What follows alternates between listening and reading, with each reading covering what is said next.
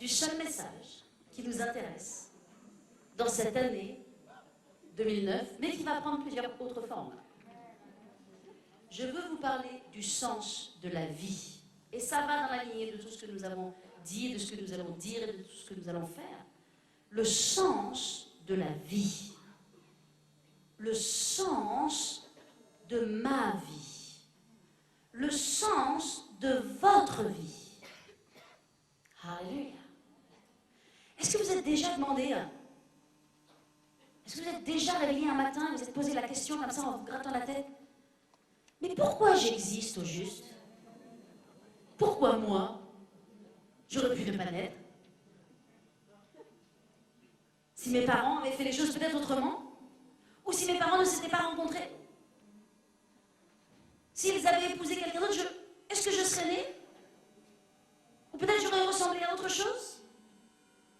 Pourquoi j'existe? Est-ce que vous êtes déjà posé la question, mais pourquoi je suis là? Puis aussi, j'ai toutes ces choses merveilleuses. J'ai une maison, j'ai une voiture, j'ai des vêtements, j'en achète, j'en accumule. J'achète, j'accumule. Je mets ça dans mes placards, ça devient de plus en plus serré, je n'arrive plus à fermer. J'achète tellement de choses, et tout ce que je vois, et c'est les soldes. Oh, j'achète. Puis au bout du compte, mais ça sert à quoi tout ça? Vous êtes déjà posé ce genre de questions? Je ne manque de rien, j'ai tout, c'est super. Mais en finalité, au bout de toutes ces choses, ça sert à quoi? Ça sert à quoi? C'est quoi le sens de la vie? C'est quoi l'histoire de ma vie? Les gens vivent aujourd'hui des vies stressées. On est dans une époque où les gens vivent des vies stressées. Les gens courent, ils courent. Métro, boulot, dodo, ils courent. Ils courent tellement qu'au bout d'un moment, ils ne savent même plus pourquoi ils courent. Mais ils sont en train de courir. Ils courent. Mais ils courent où? Ils courent pourquoi? Ils courent pour faire quoi? Ils courent pour gagner quoi? Et pour avoir quoi de plus que l'autre? Quel est le sens? Quel est le sens? N'y a-t-il pas quelque part une absurdité dans la vie s'il n'y a pas de sens? Ma vie, aussi confortable soit-elle, dont on ne se plaint pas, on est heureux de pouvoir tourner le robinet, d'avoir de l'eau fraîche, n'est-ce pas? On est heureux d'appuyer sur un bouton et d'avoir du chauffage. On est heureux. Mais notre vie, aussi confortable et merveilleuse soit-elle, au bout d'un certain moment, si elle n'a pas de sens, elle sert à quoi? N'entrons-nous pas dans une vie qui peut être et qui semble absurde, qui n'a pas de sens? Tous les gens se posent ce genre de questions. Ce sont des questions existentielles. Tous les gens se posent ce genre de questions. Les croyants, les incroyants. Sauf que pour certains, ils ont la réponse, et pour d'autres, ils n'ont pas la réponse. N'est-ce pas? Les croyants, eux, ils peuvent répondre. Ils peuvent répondre à ce genre de questions. Tandis que les incroyants, eux, ils évitent ces questions. Ils ont les mêmes questions, ils ont les mêmes interrogations, ils ont les mêmes pensées, parce que c'est inhérent à notre propre humanité. La Bible dit que nous sommes une vapeur qui existe pour peu de temps et en plus qui disparaît, qui après disparaît. La Bible dit que Dieu a mis en nous, en chacun de nous, la conscience de l'éternité. Donc ces questions sont reliées exactement à ce que la Bible dit. Dieu a mis en nous la conscience de l'éternité. Dieu a mis la conscience en nous que nous sommes une vapeur qui paraît pour peu de temps et puis après qui disparaît. Donc croyants ou incroyants, nous sommes soumis à la même loi, à la même règle. Nous nous posons des questions existentielles. Sauf que les croyants ont la réponse, les incroyants n'ont pas la réponse. Et parce qu'ils n'ont pas la réponse, ils évitent la question. Parce qu'ils n'ont pas la réponse à la question. Ils se posent la question, mais ils n'ont pas la réponse. Donc ils évitent la question, ils repoussent la question. Ils font en sorte de ne pas y penser. Et ils passent dans une course effrénée, de courir pour ci, courir pour cela, essayer d'être satisfait, essayer d'être rassasié par un certain nombre de choses. Quand vous êtes un incroyant, vous pensez, il faut que je profite de la vie. Il faut que j'en profite au maximum. Il faut que je profite de l'instant présent. Parce qu'après, tout s'arrête. Après, tout est fini. N'est-ce pas? N'est-ce pas la façon dont les gens pensent? Mais nous savons que notre vie a un sens. Alléluia. Et votre vie, écoutez-moi, elle existe. Votre vie, elle existe pour avoir un sens. Dieu veut donner du sens à votre vie. Sinon, vous existez, mais vous ne vivez pas. Jésus a dit, je suis venu leur donner la vie en abondance. Pas simplement la vie, mais la vie en abondance. Dieu ne veut pas simplement que nous existions. Dieu veut que nous vivions. Jérémie a dit, ces paroles qui sont si puissantes dans Jérémie 1, où l'Esprit de Dieu parle à Jérémie. Il est écrit, avant que je t'ai formé, l'Esprit de Dieu lui dit, avant que je t'ai formé dans le ventre de ta mère, je te connaissais. Avant même d'être formé dans les entrailles de ta mère, tu n'étais même pas encore une ovule et un spermatozoïde. Tu n'étais rien de tout ça. Tu existais déjà. Je te connaissais. Ça nous parle du sens de la vie. Cela nous parle qu'il n'y a pas de hasard dans la vie. Nous sommes là parce que Dieu l'a voulu. Nous sommes là pour un but. Et nous devons faire en sorte que notre vie ait un sens. Parce que nous pouvons aussi vivre une vie absurde si nous ne faisons pas attention, même en tant que croyants. Nous pouvons aussi vivre une vie absurde. Une vie sans sens, sans but. Une vie qui est vide. Mais Dieu veut que notre vie ait un sens. Il nous a donné la vie pour qu'elle ait un sens. Mais nous devons faire en sorte que notre vie ait un sens. Nous devons, en d'autres termes, collaborer avec Dieu. Parce que Dieu a un plan. Amen. Le psaume 139, le psalmiste déclare « Quand je n'étais qu'une masse informe, tes yeux me voyaient. » Donc là, on a dépassé le stade de l'infini, n'est-ce pas? On est passé au stade d'embryon. Lorsque tu n'étais qu'un embryon, qu'une masse informe, qu'une division cellulaire. Tes yeux me voyaient, dit la Bible. Et sur ton livre étaient déjà inscrits tous les jours qui m'étaient destinés avant qu'aucun d'eux n'existe. Alléluia. N'est-ce pas beau ça? Notre vie doit avoir du sens. Et avoir du sens, ça veut dire vivre pour Dieu. Et avoir du sens, ça veut dire vivre pour les autres.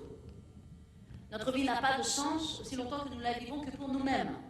Elle nous fait du bien, c'est du confort, c'est du plaisir, c'est beaucoup de bonnes choses. Ce n'est pas de sens. Lorsque je suis allée en Inde, lors de mon dernier voyage missionnaire, je suis allée donc à Calcutta. Donc je suis arrivée à Madras, j'ai passé quelques jours à Madras, j'ai fait un certain nombre de choses. Puis après j'ai pris un avion et je suis partie avec mon petit Louis à Calcutta. Et ensemble, nous sommes allés dans l'œuvre de Mère Teresa. Et donc nous avons passé un certain temps là-bas, nous avons été extrêmement bien reçus. Nous avons fait une donation, vous savez, de l'Église. Et gloire à Dieu pour cela.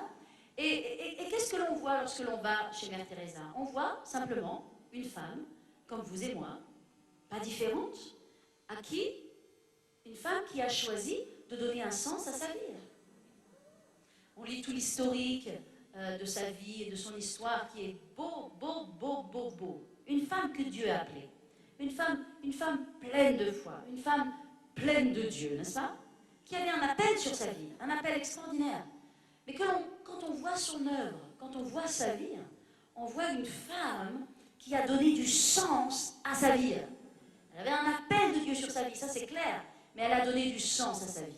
Lorsque l'on se tourne vers les autres, on donne du sens à notre vie. Vous comprenez? Lorsque l'on se tourne vers l'autre, on donne du sens à notre vie. Ça veut dire que lorsque l'on remplit ses placards, on se fait du bien. Il n'y a pas de mal à se faire du bien. Hein? On se fait du bien, on fait des choses pour soi-même, ça nous fait du bien, ça fait plaisir à notre famille. Dieu le veut. Dieu est content avec cela. Dieu n'est pas contre cela, bien au contraire. Vous comprenez? Mais lorsque je me tourne vers l'autre, lorsque je me tourne vers Dieu, lorsque je me tourne vers l'autre, je donne du sens à ma vie. Maintenant, Mère Teresa ne prêchait pas l'évangile. Elle prêchait l'évangile d'une certaine façon. Elle prêchait l'évangile par son amour. Maintenant, lorsque les gens mouraient sans la connaissance de Jésus-Christ, ils mouraient sans la connaissance de Jésus-Christ. Ils étaient accompagnés dans l'amour. Et donc, elle a servi Dieu dans sa religion. Elle a fait des choses extraordinairement bien. Mais mes amis, Dieu nous appelle à prêcher l'évangile. Amen. Que les gens meurent en Christ, dans le Seigneur, qui est le seul sauveur de toute l'humanité. Il n'y en a pas d'autre. Il n'y a pas d'autre sauveur que Jésus-Christ. Amen.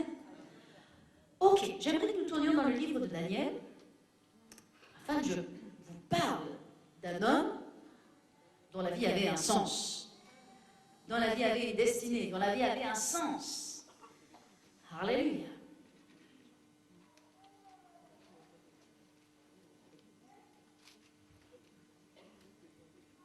Alors Daniel était un jeune homme, éduqué, instruit, venant d'une bonne famille, probablement de lignée royale ou de lignée noble, et il avait la foi en son Dieu. Et son Dieu s'appelait Jéhovah. Alléluia. Jéhovah. Il avait la foi en Jéhovah. Et il vivait dans un pays, il vivait dans sa terre, il vivait en Israël, n'est-ce pas, qui était totalement désobéissante à l'Éternel. Dieu avait averti, Dieu avait averti. Vous savez, Dieu donne des avertissements. Mais les gens n'écoutaient pas. Les gens avaient endurci leur oreille. Donc le jugement est tombé. Qu'est-ce qui s'est passé? Les armées de Babylone sont venues, ont pris le peuple en captivité, et Daniel et tous ses compagnons se sont retrouvés en captivité à Babylone, dans une ville païenne, avec des dieux païens et des gens qui ne connaissaient pas Jéhovah. Alléluia. Et donc il est parti, et la Bible dit que dans le chapitre 1, au verset 8, il est écrit que Daniel est arrivé à Babylone et il a été mis au service du roi.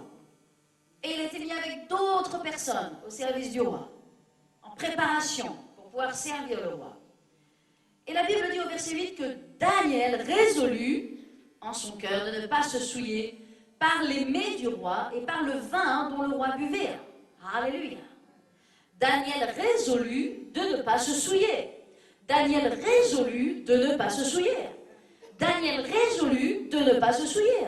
Mes amis, quand votre vie a un sens, vous ne vous souillez pas. Quand votre vie a un sens, vous n'êtes pas comme tout le monde. Quand votre vie a un sens, vous êtes différent. Et vous n'avez pas peur d'être différent. Et vous n'avez pas peur d'être critiqué parce que vous êtes différent. Vous savez pourquoi? Parce que votre vie a un sens. Les gens qui n'ont pas le sens de la vie, le sens de leur destinée, de leur avenir, ils sont comme tout le monde. Ils font comme tout le monde. Ils vivent comme tout le monde. Dieu ne nous a pas appelés à vivre comme tout le monde.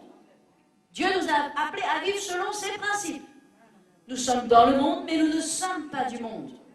Nous ne faisons pas les mêmes choses que le monde. N'est-ce pas? J'ai grandi en tant que jeune fille chrétienne. J'ai grandi dans l'école et dans le lycée, les collèges, lycées, écoles supérieures du monde. Et j'étais entourée et cernée de gens du monde. Et je n'étais pas comme le monde. C'est possible d'être dans le monde et de ne pas être comme le monde. Vous savez pourquoi c'est possible? C'est possible lorsque vous avez le sens de votre vie. Lorsque vous savez que votre vie a un sens. Lorsque vous êtes connecté, relié à Dieu, votre vie a un sens. Vous dites, oui, mais je n'ai pas beaucoup d'argent sur mon compte en banque, ça n'a aucune importance. Vous dites, oui, mais je n'ai pas encore tous mes besoins pourvus, ça n'a aucune importance. Votre vie a un sens. Et Dieu veut faire en sorte, dans cette année 2009, que votre vie ait un sens. Votre vie va avoir un impact. Et un bon impact. Pas un mauvais impact, un bon impact. Votre vie va être un témoignage pour Christ. Dieu va oindre votre vie en 2009. Dieu va vous oindre pour le servir. Alléluia. Daniel résolut de ne pas se souiller. Lorsque votre vie a un sens, ça ne vous coûte pas. Ce n'est pas un sacrifice. Ce n'est pas quelque chose de difficile. Ce n'est pas quelque chose que vous avez fait avec larmes et pleurs. C'est facile, parce que vous avez conscience de votre sens.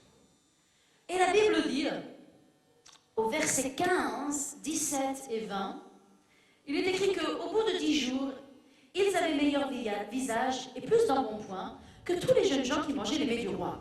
Verset 17, Dieu accorda à ces 4 jeunes hommes de la science, de l'intelligence, dans toutes les lettres et de la sagesse. Et Daniel expliquait toutes les visions et tous les songes. Et au verset 20, sur tous les objets qui réclamaient de la science et de l'intelligence, sur lesquels le roi les interrogeait. Il les trouva Il trouva qui? Daniel, Shadrach, Meshach, Abednego. Il les trouva 10 fois supérieurs à tous les magiciens, les astrologues qui étaient dans tout son royaume. Alléluia. Mes amis, ça paye. Ça paye de servir Dieu. N'est-ce pas? Ça coûte pas de servir Dieu, ça paye de servir Dieu. J'aimerais que vous disiez ce soir, ça paye de servir Dieu. Mais j'aimerais que vous le disiez de tout votre cœur. Oh, dites-le encore une fois. Ça paye de servir Dieu. Alléluia. Ces jeunes hommes-là, ils étaient plus intelligents que n'importe qui dans le royaume. Ils avaient 10 fois plus de sagesse et 10 fois plus d'intelligence. Maintenant, une chose terrible s'est passée. À partir du chapitre 2, on voit que Nabuchodonosor a un songe. Nabuchodonosor a un rêve. En fait, Dieu donne un rêve à Nabuchodonosor. Parce que Dieu est le maître des plans, et parce qu'il sait toutes choses, Dieu donne le rêve à Nabuchodonosor et Dieu enlève le rêve à Nabuchodonosor. Et il se réveille le matin, il n'est pas content du tout. Parce qu'il sait qu'il a eu un rêve extrêmement important, mais que le rêve a été ôté de sa pensée. Alors il va voir ses sages, il va voir ses astrologues, il va voir ses magiciens.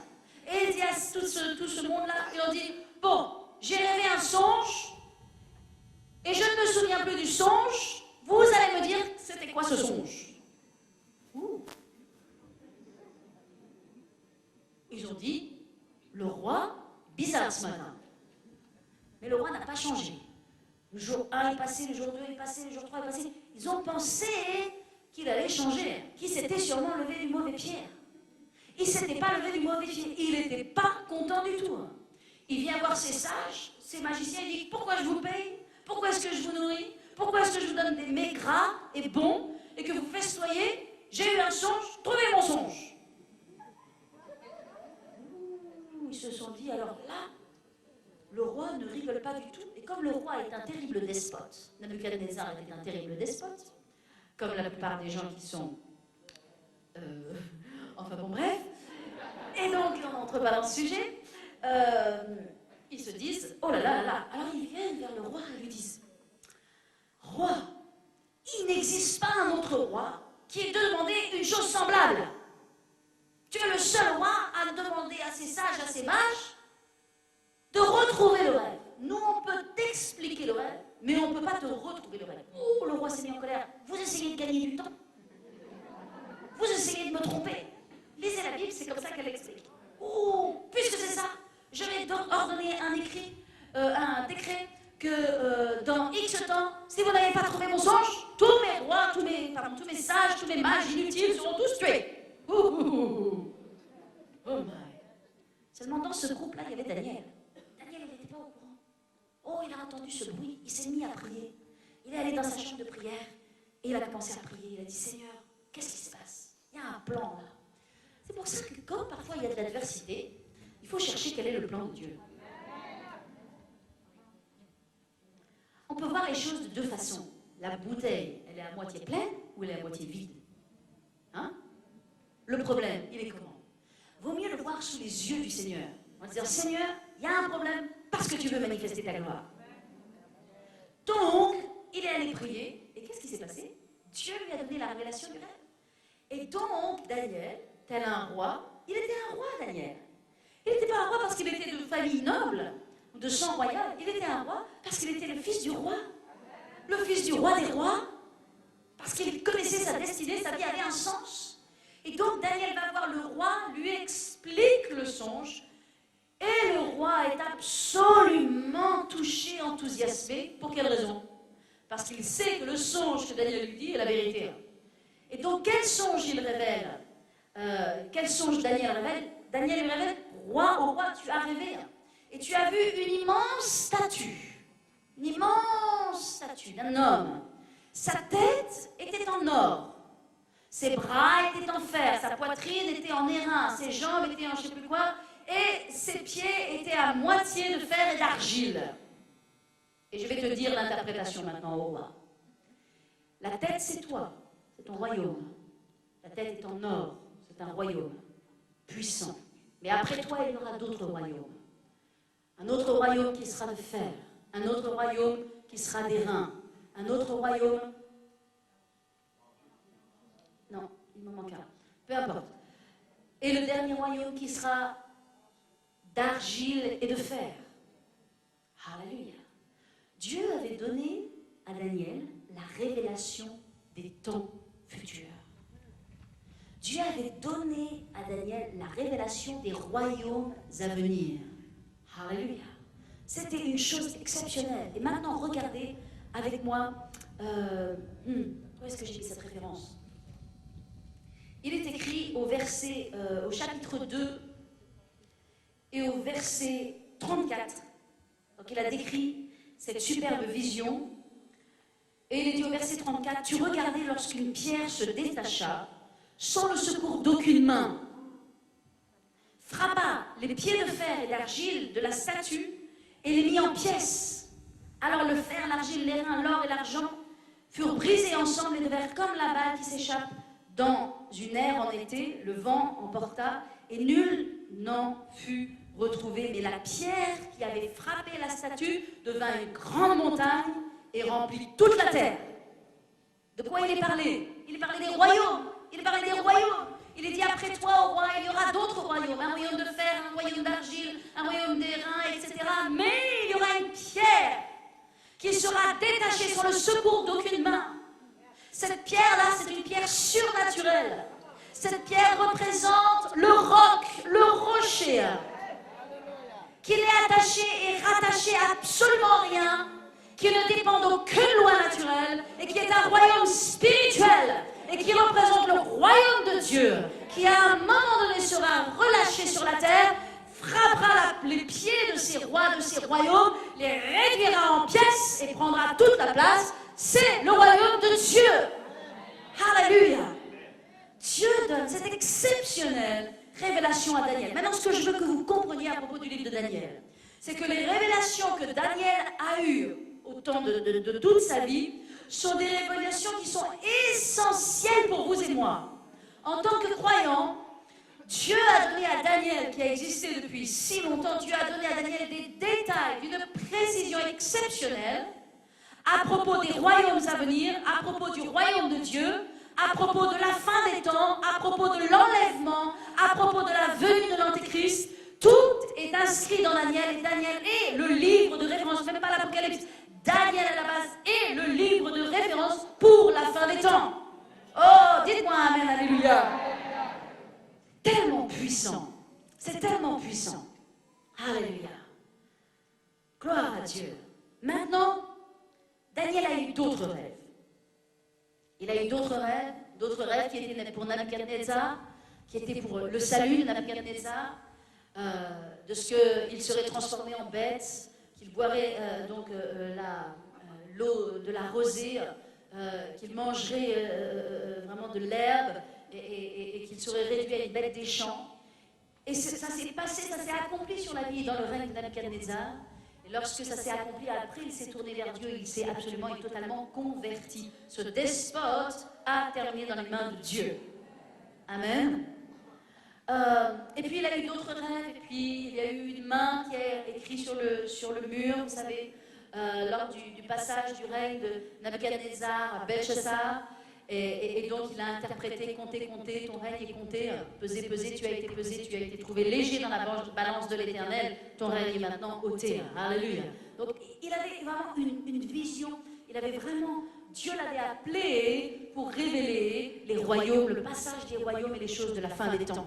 Maintenant, à propos de Daniel, du chapitre 7 au chapitre 12, ce sera des choses, vraiment des chapitres qu'il va falloir que vous lisiez, que vous étudiez à la maison, parce que dedans, peut-être vous ne comprendrez pas tout, évidemment, il y a sur certains points des révélations à avoir, et puis même plutôt de l'enseignement à avoir, mais j'ai dit ce matin une chose, que nous n'avons pas besoin de plus de connaissances. Je l'ai dit ce matin, non? Je l'ai dit ce matin? Ah, ouais. Donc vous n'avez pas besoin de plus de connaissances. Donc je ne vais pas entrer dans les détails, je plaisante. Ok. Mais du chapitre 7 au chapitre 12, nous voyons que Daniel va avoir des songes, des visions, des apparitions. Daniel était un homme solide spirituellement. Hein. C'était pas un flocon. Hein. C'était un croyant solide. Solide. Ok? Et parce qu'il était solide, justement, Dieu lui donnait une telle révélation. Et des anges sont venus, des anges lui ont parlé, lui ont révélé les choses. Ok? Et donc, du chapitre 7 au chapitre 12, sont révélées vraiment des choses extraordinaires à propos donc de la fin des temps. Amen. Maintenant, à partir du chapitre 12, j'aimerais que nous tournions dans le chapitre 12. Donc je vous ai dit que du chapitre 7 au chapitre 12, à de nombreuses reprises et par différentes visions, en fait, Dieu révèle à Daniel, il va révéler donc différents rois, différents royaumes, la montée de l'Antéchrist, l'enlèvement, le jugement dernier, la tribulation et l'abrègement donc de la tribulation. Toutes ces choses donc sont révélées et c'est vraiment extrêmement puissant, c'est vraiment glorieux. Et à partir du chapitre 12, qui est le dernier chapitre, il est écrit, j'aimerais tout lire, j'aimerais vous lire même à partir du chapitre 7, tellement c'est exceptionnel. Oh, je suis en train de vous dire que, quand même. Bon. Il est écrit donc, voilà ce que Dieu parle et ce que Dieu révèle à Daniel. À partir du verset 12, verset 1, il est écrit « En ce temps-là, se lèvera Michaël, le grand chef, le défenseur des enfants de ton peuple, et ce sera une époque de détresse telle qu'il n'y en a point eu de semblable depuis que les nations existent jusqu'à cette époque. En ce temps-là, ceux de ton peuple qui seront trouvés inscrits dans le livre seront sauvés. Plusieurs de ceux qui dorment dans la poussière de la terre se réveilleront, les uns pour la vie éternelle, les autres pour l'opprobre et pour la honte éternelle. Et ceux qui auront été intelligents, qu'est-ce qu'ils auront fait, ceux qui ont été intelligents? Ils brilleront comme la splendeur du ciel, et ceux qui auront enseigné la justice à la multitude brilleront comme les étoiles, à toujours et à perpétuité. C'est beau, mais c'est beau la Bible. Hey, c'est beau le plan de Dieu. C'est le plan de Dieu. Quand on regarde le plan de Dieu, nous sommes spectateurs du plan de Dieu. On n'est pas des personnes qui allons influencer Dieu pour qu'il change son plan. Le plan de Dieu, l'histoire de l'humanité, c'est l'histoire de l'humanité. C'est l'histoire que Dieu a voulu écrire. C'est l'histoire que Dieu a écrite. Dieu a écrit une histoire pour nous. Cette histoire, elle est étonnante, elle est surprenante. Moi, elle me surprend. Moi, elle m'étonne. Elle m'amuse, parfois. Surtout lorsqu'on est un croyant. Lorsqu'on pense à soi et qu'on est sauvé. Bien sûr, elle est beaucoup moins drôle lorsque les gens ne veulent pas de Dieu. Mais c'est une histoire incroyable, pleine de rebondissements. L'homme a péché, il a été séparé de Dieu, Dieu avait créé un jardin exceptionnel, Dieu avait créé une relation vraiment formidable entre Dieu et l'homme, et puis l'homme a péché, le diable s'est mis dedans, le diable a tout bousillé, et la chair et le péché ont vraiment tout cassé le merveilleux plan, mais Dieu n'en a pas eu son dernier mot. Il a préparé un autre plan, il y avait le plan A, il y a eu le plan B. Le plan B, ça a été Jésus-Christ, il est monté sur une croix. Le Fils de Dieu est monté sur une croix. Le diable n'y a rien compris. Il s'est fait piéger, il est tombé dans le piège. Comme il a même après, il s'arrachait les cheveux en disant « Oh, si j'avais compris le plan de Dieu, j'aurais jamais crucifié ce Jésus-Christ. » C'était trop tard, il l'avait crucifié. Nous avons été rachetés. Non, mais c'est une belle histoire. C'est une drôlement belle histoire. Nous avons été rachetés par son sang. Et maintenant, simplement en disant, oui Seigneur, tu es mon Dieu. Oh, je t'accepte comme mon Seigneur, mon Sauveur. Nous devenons sauvés. On n'a pas besoin de ramper par terre. On n'a pas besoin de se flageller. On n'a pas besoin de mettre 5 fois par jour la tête par terre sur un tapis. On n'a pas besoin. On est justifiés, on est la justice de Dieu, on est les enfants de Dieu. Non mais, vous voyez cette belle histoire? c'est une histoire plus belle que les contes de fées, hein. C'est une histoire plus belle que Walt Disney. D'ailleurs, si nous avions le temps, je vous expliquerai les belles histoires de Walt Disney. Parce que les belles histoires de Walt Disney sont absolument toutes pompées sur la Bible. Il y a avant, quand j'avais entendu il y a longtemps, des gens qui avaient, donc, des croyants qui avaient donc, des enfants, etc. Puis, vous savez, souvent les chrétiens, ils font très attention, évidemment, on aime nos enfants, on veut les protéger, on veut les protéger. Les protéger parfois de tout. On ne peut pas les protéger de tout. Ils vont grandir, ils vont faire leur choix. Nous, on va prier, on va les encourager, on va les guider, on va les diriger, on va les instruire dans la voie qu'ils doivent suivre. On ne va pas les emprisonner, hein. On ne va pas les ficeler. Ils vont vivre. Dieu va prendre le contrôle, on va avoir la foi. Enfin, j'avais entendu, il y a bien longtemps de ça, tout ce qui voit Disney, c'est démoniaque. C'était resté dans ma tête. Et quand Louis, j'ai évidemment eu mon fils, quand Louis a grandi, je me suis posé les mêmes questions que les parents se posent. En me disant, mince alors, Walt Disney, c'est démoniaque. Il y a des histoires, c'est démoniaque, des sorcières, il y a des sorcières à tous les coins de rue. Mais j'ai acheté une vidéo de Walt Disney. Mais je l'ai acheté un petit peu avec de la culpabilité, en me disant, c'est quelque chose, on va regarder ensemble, Louis. On s'est assis, on a regardé. Et moi, quand j'ai regardé la vidéo, puisque évidemment, c'était des films que j'avais vus quand j'avais 4 ans, je n'avais pas grand souvenir de l'histoire, et quand moi j'ai vu l'histoire, je n'ai pas eu une grande révélation à l'âge de 4 ans. Mais beaucoup plus tard, lorsque l'on est papa et maman, on voit les choses d'un autre œil. Donc j'ai regardé, et je ne sais pas qui des deux a plus aimé. Si c'était moi ou si c'était Louis. J'ai regardé le film de Walt Disney. Alors il y avait La Belle au Bois dormant, il y avait Blanche-Neige, Blanche-Neige. Et j'ai trouvé ça tellement spirituel. J'étais enthousiasmée. J'ai dit, mais qui a dit que c'était démoniaque? Mais c'est pas démoniaque, c'est l'histoire de la Bible. C'est l'histoire de la vie. Le diable qui est méchant, qui veut tuer la création pure et parfaite que Dieu a créée, qui envoie sa vieille, vilaine pomme rouge, de la vilaine sorcière, pour manger, croquer dans le péché. Mais il y a le prince qui arrive. Et qu'est-ce qu'il fait le prince? Le prince, il vient chercher son épouse. Eh oui. Et si vous regardez même la fin de Blanche-Neige, il vient chercher son épouse sur un cheval blanc. Il arrive sur un cheval blanc, il lui manque plus qu'écrit fidèle.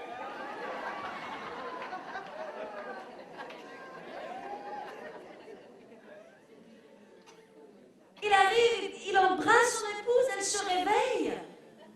Elle est heureuse, elle monte sur le cheval et tous les deux partent vers un château dans le ciel. Dans le ciel. Il y a des parents ici ou pas? Ces histoires sont peut-être des vieux souvenirs parce que vos enfants sont devenus tellement grands. Moi, c'est pas si vieux que ça, mon fils il a 8 ans. Donc, je m'en rappelle très bien. Bon, maintenant il ne regarde plus Blanche-Neige. Moi, je me suis dit, j'ai trouvé. Mais ça, c'est beau. Pareil avec La Belle au Bois dormant. Bon, je ne vais pas vous faire tous les Walt Disney. Mais il n'y a pas que ça, d'ailleurs. Il y a Blanche-Neige, La Belle au Bois dormant, puis il y en a d'autres aussi. Alors, le Roi Lion, je suis déjà moins d'accord. Parce que là, le Roi Lion, il y a quelque chose d'animiste dedans.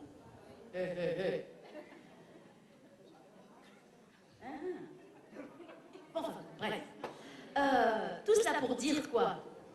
Que l'histoire de la Bible, elle est belle. Regardez ce qu'il est écrit là. Il est écrit plusieurs de ceux qui dorment. Il est écrit en ce temps-là, ceux de ton peuple qui seront trouvés inscrits dans le livre seront sauvés. Plusieurs de ceux qui dorment dans la poussière de la terre se réveilleront. Mais vous êtes blasés ou quoi?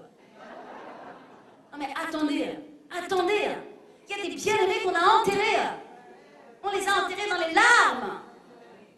La Bible dit que ceux qui sont dans la poussière de la terre se réveilleront. Moi, ça me fait de l'effet.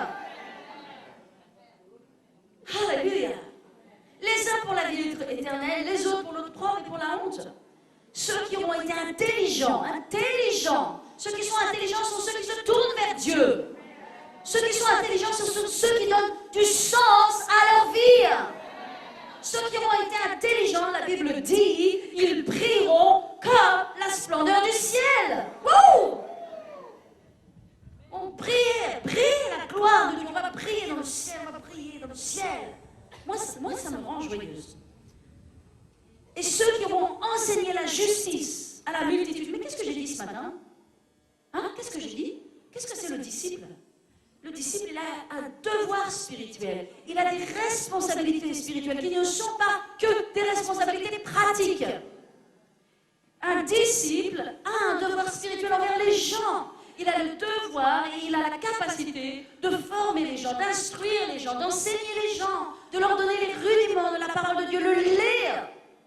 Amen. Et donc, il y a ceux qui ont enseigné la justice à la multitude brilleront comme les étoiles, toujours à perpétuité. C'est beau. C'est beau, c'est beau, c'est beau. L'histoire de Dieu, c'est beau.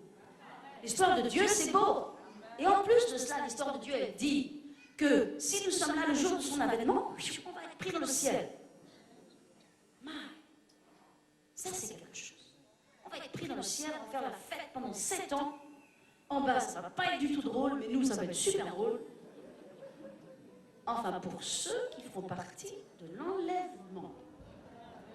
J'aimerais vous dire que sous des effets d'humour, parce que je m'amuse un peu cet après-midi, permettez-moi de m'amuser un peu, que ceux que Jésus vient chercher son Église sans tache, ni ride, ni rien de semblable. Jésus vient chercher son Église sans tache, ni ride, ni rien. Jésus vient chercher l'Église glorieuse, l'Église consacrée à Dieu. Amen. L'Église qui existe dans les nations du monde. On va le prendre. Alléluia. Mais ce sera l'Église sans tache, ni ride, ni rien de semblable. Ce sera ceux qui sont prêts. Ce seront ceux qui ont marché avec Dieu. Amen. Ceux qui marchent avec Dieu. Ça, c'est très important. Ok? Donc, imaginez le plan de Dieu, mais moi, je me dis, mais où est-ce que Dieu va chercher tout ça? Il va nous prendre le ciel. Il va y avoir les noces de l'agneau. Il va y avoir une fête extraordinaire. En bas, la tribulation, la persécution, l'antéchrist. Après, on revient. On va régner 1000 ans. Bon. Vous avez peur de mourir jeune? Vous avez peur que votre vie soit trop courte? Oh my, vous allez régner sur terre 1000 ans. Après, il va rouler la terre comme un manteau. Toute cette terre va disparaître. Va créer de nouveaux cieux, créer de nouvelles terres, et on va vivre avec lui éternellement. Non mais attendez. Ça, c'est le plan de Dieu. Et il y a quelqu'un qui ne veut pas de Dieu ici? Je fais un appel. Il y a quelqu'un qui ne veut pas de Dieu? Vous avez dit, on devrait tous vouloir de Dieu. Tout le monde va vouloir de Dieu. Dieu est fou. La folie de Dieu. Plus sage que les hommes. Dieu est fou. Le plan de Dieu. C'est exceptionnel, c'est extraordinaire. On fait partie du grand plan de Dieu. Vous faites partie du grand plan de Dieu. C'est pourquoi on doit donner du sens à notre vie, parce qu'on a du travail à faire. On a des choses à faire. On doit garder le but devant nos yeux. On a une destinée à accomplir. On a une œuvre à achever. On doit être des disciples de Jésus-Christ, pas des croyants, des disciples. C'est pas la même chose. C'est pas pareil. C'est pourquoi j'aimerais vous dire, le plus grand, comme je l'ai dit ce matin, le plus grand ministère, c'est d'être un disciple. Je dois être un disciple de Jésus-Christ. C'est la base, c'est mon socle, c'est le fondement de ma vie. Vous devez être un disciple de Jésus-Christ. Nous devons être des disciples de Jésus-Christ. J'ai dit, c'est le plus grand ministère. J'ai dit aussi, c'est le plus excitant des ministères. Et j'ai dit aussi, il n'y a pas d'autre. Il n'y a pas d'autre ministère. Il n'y a pas d'autre appel que celui-là. C'est pourquoi je ne comprends pas les gens qui se chamaillent. Je ne comprends pas les disputes. Je ne comprends pas les gens qui s'accrochent. Je ne comprends pas pourquoi il y a des tensions et des querelles.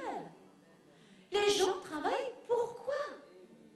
Là est ma question. Quand il y a des problèmes, des tensions, des blablas, des commérages, c'est que Dieu n'est pas votre patron. Vous êtes votre patron et vous faites vos petites affaires dans les œuvres de Dieu. Mais ça va changer.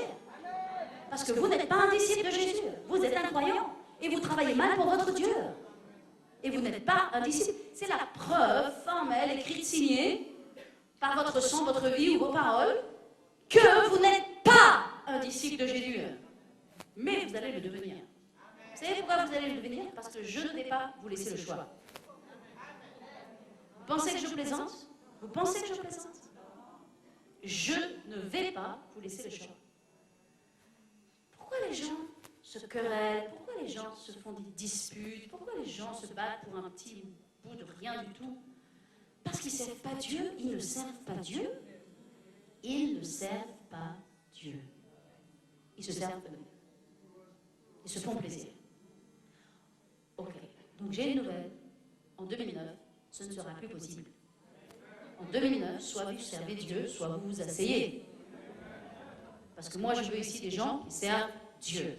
Les gens qui servent Dieu, je l'ai dit ce matin.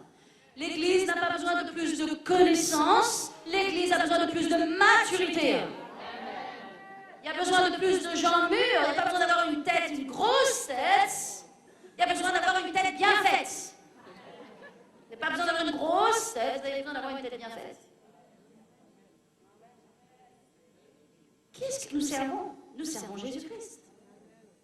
Mes amis, nous allons apprendre la vie du disciple. Et nous allons vivre la vie du disciple. Alléluia.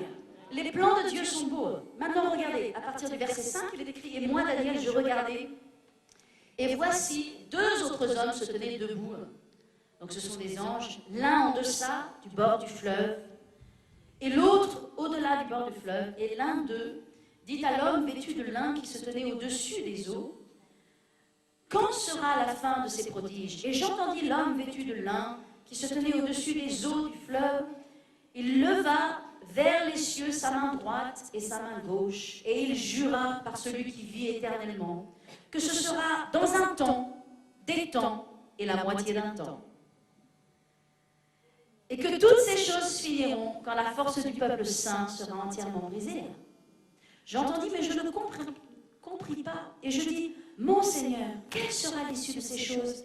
Il répondit, va, Daniel, car ces paroles seront tenues secrètes et scellées jusqu'à la fin des temps.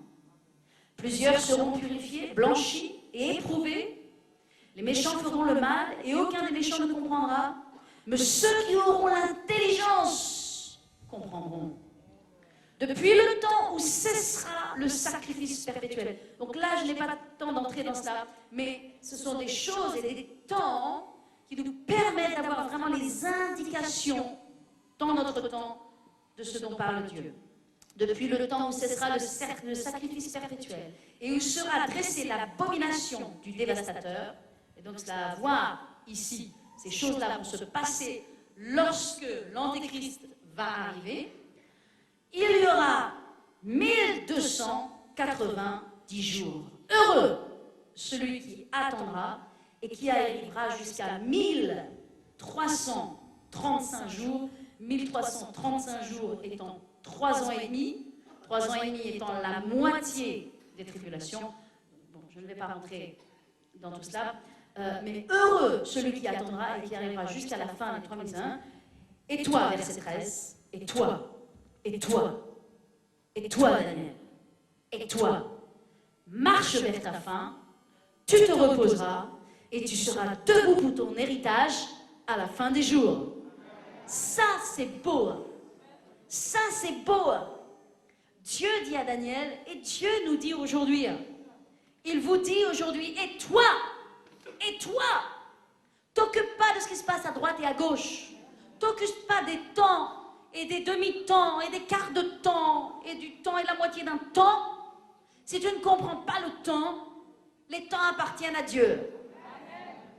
Tout son plan appartient à l'Éternel. Mais toi qui aimes Jésus, toi qui es fidèle, toi qui as fait de lui ton Seigneur et ton Sauveur, toi qui es un disciple de Jésus-Christ, toi, Jésus te dit, marche vers ta fin. La première chose que Dieu dit à Daniel, il lui dit, et toi, Dieu s'adresse à lui personnellement. Et Dieu s'adresse à vous aussi ce soir personnellement. Il te dit, et toi, pas les autres. Il pense à toi. Là où tu es, toi. Il te dit, toi, ne te compare pas aux autres. Ne regarde pas les autres. Ne regarde pas à droite et à gauche ce qui se passe. Il te dit, toi, marche, marche.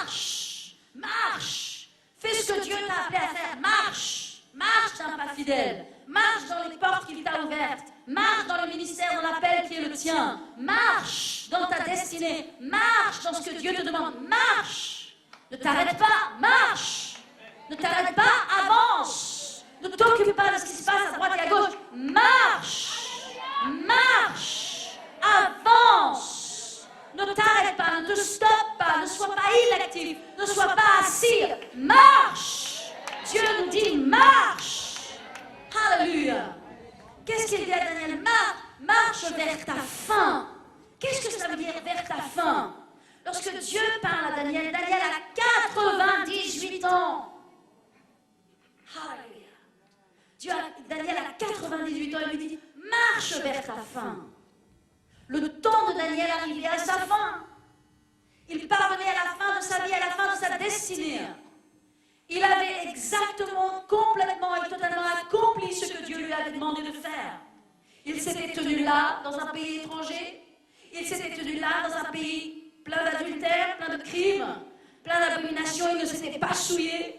Il avait révélé les rois, il avait révélé les royaumes. Il avait révélé la fin des temps. Il avait révélé tout le plan de Dieu jusqu'à nous.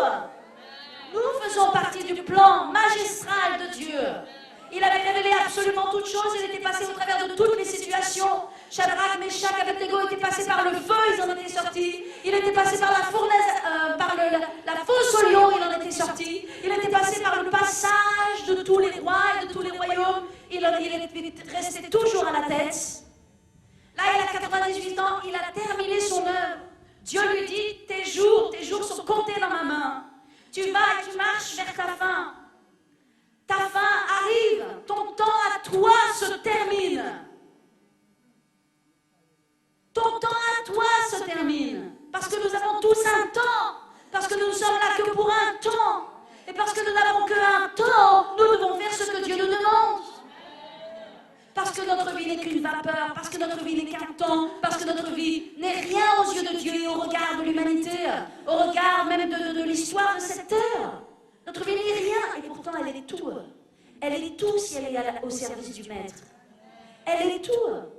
Et qu'est-ce qu'il en serait si mon mari n'avait pas suivi l'appel de Dieu? Où seriez-vous? Où serions-nous? Si cet homme qui a grandi dans un village en Inde, que Dieu a appelé là-bas, au fin fond de l'Inde, qui n'a absolument rien à voir avec la France, que se serait-il passé s'il avait renoncé à l'appel de Dieu? Que serait-il encore aujourd'hui en vie s'il avait renoncé à l'appel de Dieu? Notre vie, qui est rien, qui est si peu de temps, qui est quelques années, notre vie, elle est tout lorsqu'elle est au service du Maître. Notre vie peut et doit influencer des milliers de gens. Et elle peut influencer des milliers de gens. Vous dites, oui, mais je suis là assis, je ne comprends pas. Ce n'est pas grave, si vous ne comprenez pas, je ne peux pas tout vous expliquer, mais je vous dis la vérité. Votre vie peut et votre vie va influencer des milliers de gens. Est-ce que vous m'entendez cet après-midi? Alléluia. Dieu parle à Daniel et lui dit, et toi, marche vers ta fin. Nous marchons tous vers notre fin. Mais nous devons garder les yeux sur le but, parce que nous sommes passagers sur cette terre. Nous sommes voyageurs sur cette terre. Nous sommes des pèlerins sur cette terre. Nous sommes des gens de passage.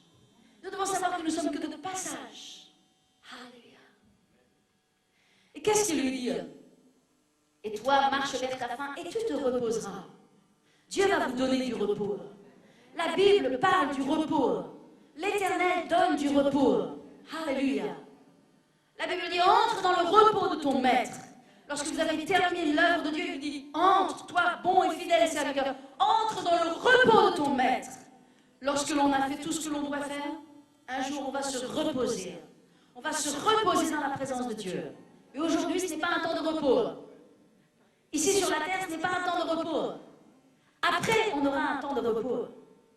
Et il dit, entre dans le repos.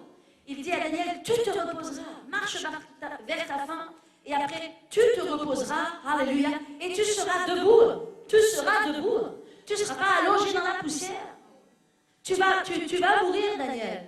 Ta vie arrive à son fin, arrive à son terme, à sa fin, à son terme. Tu vas mourir, tu vas être enterré, tu vas être enseveli. Mais laisse-moi te dire que le jour de ton héritage, tu seras debout.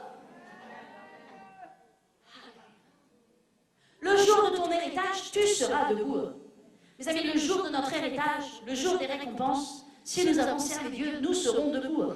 Et qu'est-ce que ça veut dire debout, sinon fier, sinon content, sinon heureux, fier, le mot c'est fier. Nous serons fiers. Nous serons fiers. Alléluia. Il dit, tu seras debout pour recevoir ton héritage à la fin des jours. La Bible parle de l'héritage. La Bible dit que nous avons un héritage.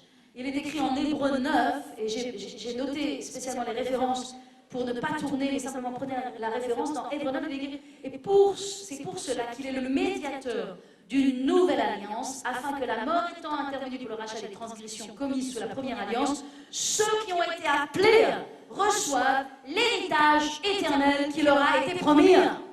Il y a un héritage éternel qui nous est promis. Il y a un héritage éternel qui vous est promis.